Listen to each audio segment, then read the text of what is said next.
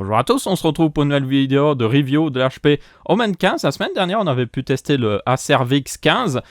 Du coup, d'ailleurs, par rapport à cette vidéo, il y a des gens qui m'ont dit « Aurélien, tu as l'air dépressif ou je ne sais quoi. Non, ne vous inquiétez pas, je vais bien. » Voilà, il y a aussi des gens qui disaient que je souriais pas assez. Vous êtes là pour une review d'un portable, vous n'êtes pas là pour me voir faire une tête de genre c'est un ordinateur portable gaming, ça me fait marrer parce que en fait c'est pas marrant, c'est juste un ordinateur portable gaming. Enfin bref, maintenant que ça c'est en dehors du chemin, passons à la véritable review. Donc l'HP Omen 15, ici petite précision, c'est le nouveau HP Omen 15, donc c'est avec le nouveau châssis 2017 qui est totalement différent de l'ancien châssis. J'avais pu voir un petit peu l'ancien châssis, donc je ferai des petites comparaisons. Et du coup, on va parler surtout de ce modèle-là, donc ça ne concerne pas l'ancien, je tiens à préciser. Du coup, contrairement à l'Acer VX15, ici on se retrouve avec un portable gaming qui est un petit peu plus cher. Vous le trouverez souvent 100 ou 200 € plus cher par rapport à l'Acer VX15. Donc c'est un concurrent, mais ce n'est pas non plus un concurrent direct. Après, on va voir si ces 200 € vous apportent suffisamment de choses pour justifier justement. La lampe qui vient de mourir, ma foi, on fera ça jusqu'à la fin de la vidéo, c'est pas trop grave. Donc, le design de cet HP Omen 15 a beaucoup changé par rapport au modèle de l'année dernière. On est dans un design qui est déjà beaucoup plus orienté gamer, beaucoup plus classe aussi. Donc, l'année dernière, si vous ne savez pas, c'était un design vraiment, vous preniez un ordinateur portable normal, vous le rendiez un peu plus épais, vous mettiez du rouge et noir, et c'était l'HP Omen 15. Maintenant, on a des lignes très agressives. Donc sur le dessus, vous avez par exemple un X qui rappelle justement la gamme Omen X. C'est d'ailleurs techniquement un Omen X, mais c'est pas précisé sur le nom sur les sites de vente, donc je ne sais pas pourquoi. Donc vous m'excuserez s'il s'appelle en réalité Omen X. Vous avez d'ailleurs le même X en bas de l'ordinateur portable. Là, vous avez la trappe de maintenance. Donc le design est vraiment de bout en bout. C'est pas juste, ils ont mis du plastique par-dessus pour vraiment faire gamer ou je ne sais quoi.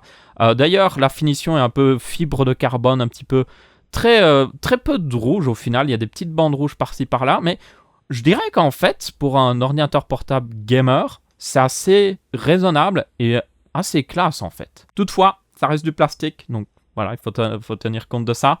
À l'arrière d'ailleurs, vous avez une grosse ventilation, un peu plus cachée par rapport à l'année dernière, un petit peu plus classe aussi. Donc pas de grosses lignes rouges comme chez l'Acer VX15 ici, c'est beaucoup plus sobre. On a aussi une bonne sélection de ports et c'est ça la grosse nouveauté de cette année-ci, c'est qu'on a beaucoup plus de ports. On a notamment de l'USB 3.1 en USB Type C, très important. On a aussi des USB A entiers. On a aussi carte SD comme d'habitude, le port de chargement, un HDMI si vous en avez besoin pour un écran extérieur. Il y a d'ailleurs aussi normalement, mais ça, sur le modèle que j'avais, il y a normalement un Thunderbolt. J'ai pu voir sur les plus grands modèles, mais moi je n'en ai pas ici, donc je tiens à le préciser. Maintenant à l'intérieur, on a un design qui a beaucoup changé par rapport à l'année dernière. Premier truc que je vois directement, on va parler de ça, c'est le clavier. Le clavier a beaucoup changé, ce n'est plus un clavier d'ordinateur portable normal, c'est maintenant un véritable clavier gamer. Donc vous avez des touches full pour les flèches par exemple, ça c'est un gros changement.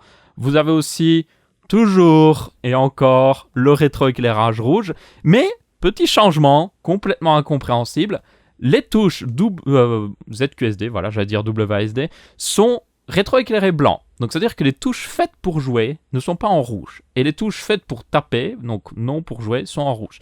Je ne comprends pas trop la logique, j'aurais préféré que justement la plupart des touches soient en blanc et juste les touches ZQSD soient en rouge, mais bon, je suppose que HP a ses choix là-dessus, même si je préférerais honnêtement un clavier RGB, comme ça je peux mettre la couleur que je veux. À part ça, le clavier est très bien, franchement, il est même mieux que l'année dernière. Je trouve qu'il a vraiment une bonne sensation. J'ai pu jouer un petit peu avec, évidemment, pour tester les capacités. Et je peux vous dire qu'il est vraiment bien. On a par contre quelque chose de beaucoup moins bien qui est juste en dessous. C'est le trackpad qui est toujours aussi bof. C'est du Synapsys en driver. Donc c'est coup-ci, coup-ça. Les boutons pour cliquer sont maintenant des boutons dédiés par rapport à avant où c'était le trackpad. Ça, c'est une amélioration parce que le trackpad des Omen 15 et Omen 17 d'avant était vraiment, mais alors vraiment mauvais. Il avait un gros clic, il faisait beaucoup de bruit, donc là c'est une amélioration au final, même si ça reste un assez mauvais trackpad pour un ordinateur à 1300 €. Mais bon, c'est un ordinateur portable gamer, donc vous n'allez pas forcément l'utiliser le plus souvent. Vous avez aussi une finition là où vous mettez votre palme qui est en métal maintenant, donc ça c'est une grosse upgrade, c'est beaucoup plus confortable. Ensuite vous avez l'écran, ça c'est rester aussi bon que l'année dernière. Ça s'est même amélioré parce que cette fois-ci, on est passé à un taux de rafraîchissement de 75 Hz sur le modèle que j'avais et sur tous les modèles en fait.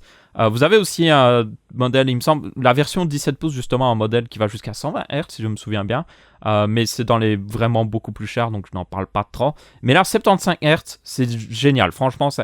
Vous pourriez vous dire, passer de 60 à 75 Hz, c'est juste une petite upgrade, mais c'est toujours ça de prix. Maintenant, parlons un petit peu performance, parce que c'est ça qui nous intéresse. Donc, comme avec la CRVX 15, je ne vais pas vous dire exactement les chiffres dans tel ou tel benchmark. Je n'ai pas le temps de tester chaque jeu ou autre chose.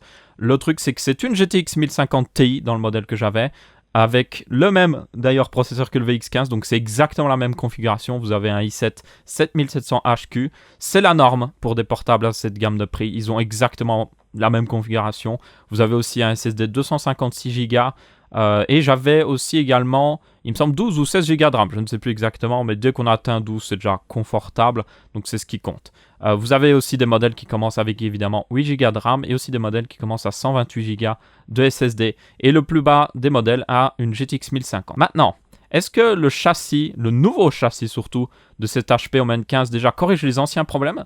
Donc l'ancien problème de l'Omen 15, c'est qu'il chauffait un petit peu trop, il faisait un petit peu trop de bruit même aussi, même beaucoup trop de bruit.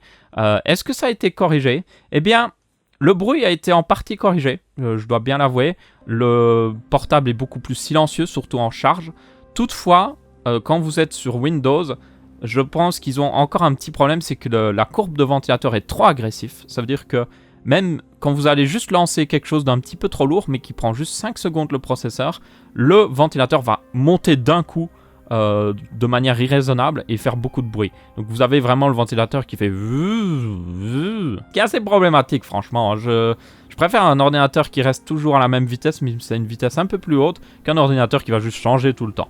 Et on a aussi évidemment un bruit de disque dur, mais ça c'est tous les ordinateurs portables qui ont ce problème là. Et c'est oui parce que je suis assez exigeant au niveau bruit, je dois bien l'avouer. Mais le crime ne s'arrête pas d'ailleurs là au niveau du bruit, parce que le problème c'est que malgré le bruit que ça peut faire en non-charge, le bruit en charge reste raisonnable, mais les températures ne sont pas des plus excellentes. Au niveau de la carte graphique, la GTX 1050 Ti est correctement refroidie en fait, donc elle ne dépassera à peine les 70 degrés en pleine charge. J'ai pu tester pas mal de benchmarks.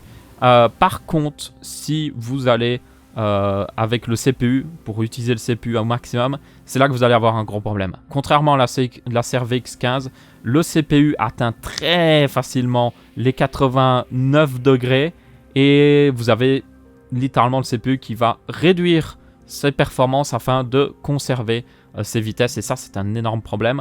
Petite précision toutefois, il y a toujours moyen de faire l'underclocking pour aider ça, mais bon, c'est quand même dommage que par défaut, il est mal refroidi, très clairement. À part ça, si vous jouez à des jeux qui ne sont pas trop exigeants niveau CPU, ou c'est juste la carte graphique le plus important, vous avez des performances dignes d'une GTX 1050 Ti. Elle a pu booster d'ailleurs au-dessus de sa fréquence de base chez moi. Évidemment, au bout d'un certain nombre d'heures de jeu, elle va redescendre un petit peu.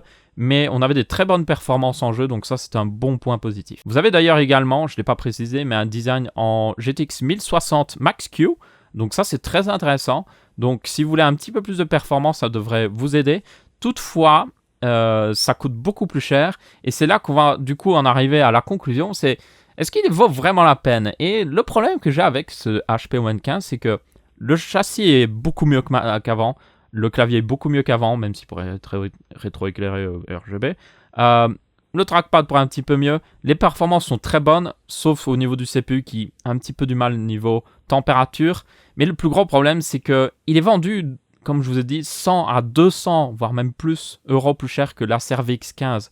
Donc pour la même configuration, en venant de la CRVX 15, pour une finition assez similaire au final, peut-être un look un peu plus gamer sur la CRVX 15, vous vous retrouvez avec exactement les mêmes performances. Et pourtant, l'HP Omen 15 X, que j'allais dire, mais n'offre même pas forcément des meilleures performances au niveau du CPU, parce que le CPU chauffe plus que sur la CRVX 15. Donc, on se retrouve avec quelque chose qui est moins bon, mais plus cher, et au niveau du design, assez similaire, même si évidemment c'est une question de préférence. Du coup, je dois bien avouer que HP a fait des énormes progrès. Très clairement, je leur dis un gros GG là-dessus. On a un véritable portable gamer ici. Il manque juste des petites corrections au niveau du refroidissement et peut-être aussi un prix un petit peu plus intéressant parce qu'à l'heure actuelle, il y a juste trop d'ordinateurs portables moins chers et qui sont aussi performants. Donc, je vous le recommande si vous avez la possibilité de l'avoir en promotion à peu près au même prix que les autres, ou sinon, franchement, je vous recommande la X 15 qui est beaucoup mieux. Donc voilà, c'est à peu près tout pour cette review de l'HP Omen 15. J'espère que vous avez bien apprécié et que je n'ai pas paru trop dépressif ou je ne sais quoi.